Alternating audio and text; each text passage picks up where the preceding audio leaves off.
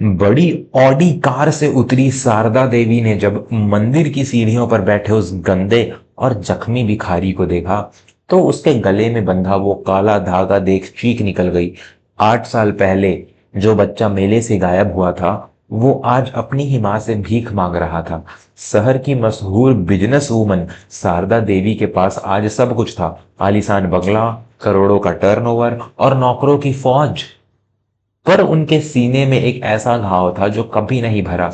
8 साल पहले एक दशहरा मेले में उनका 6 साल का इकलौता बेटा आर्यन भीड़ में उनका हाथ छुड़ाकर गायब हो गया था।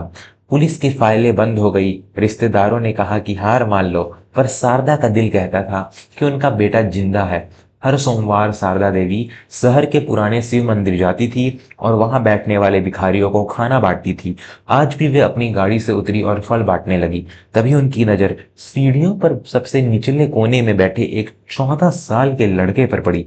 उसका चेहरा धूल और कालिक से ढका था, बाल आपस में उलझे हुए थे और एक पैर में पट्टी बंधी थी। जैसे ही शारदा उसके पास पहुंची, लड़के ने कांपते हाथों से अपना कटोरा आगे कर दिया और दबी हुई आवाज में बोला, मैया कुछ खाने को दे दो, बड़ी भूख लगी है।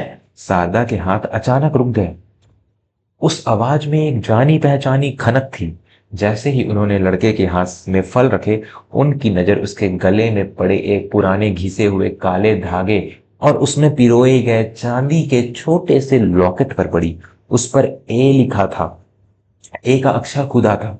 शारदा की चीख निकल गई, आर्यन, क्या ये तुम हो बेटा? लड़का डर कर पीछे हटने लगा। नहीं भैया, मेरा नाम तो लंगड़ा है, मुझे मत मारो, मैं चला जाता हूँ। शारदा ने उसे पकड़ लिया और रोते हुए उसका चेहरा पोंछा। नहीं, ये लॉकेट मैंने अपने हाथों से तुझे पहनाया था। देख, तेरे कानों के पीछे वो जन्म का निशान आज भी है। आर्यन, मैं तेरी माँ हूँ। मंदिर के बाहर भीड़ जमा हो गई। शारदा उसे तुरंत अपनी गाड़ी में बैठाकर घर ले आई। जब उसे नहलाया गया और साफ कपड़े पहनाए गए तो वही पुराना आर्यन सबके सामने खड़ा था। धीरे धीरे आर्यन की याददाश्त लौटने लगी। उसने बताया कि उस दिन मेले से उसे एक गिरोह ने अगवा कर लिया था जो बच्चों से भीख मंगवाता है। उसे दूसरे शहर ले जाया गया, उसे मारा पीटा गया और जानबूझकर उसके पैर को जख्मी कर दिया गया ताकि वह भाग ना सके और लोग उसे देखकर तरस खाएं। 8 सालों तक वह नरक जैसी जिंदगी जीता रहा। उसे पता भी नहीं था कि वह किस शहर में है।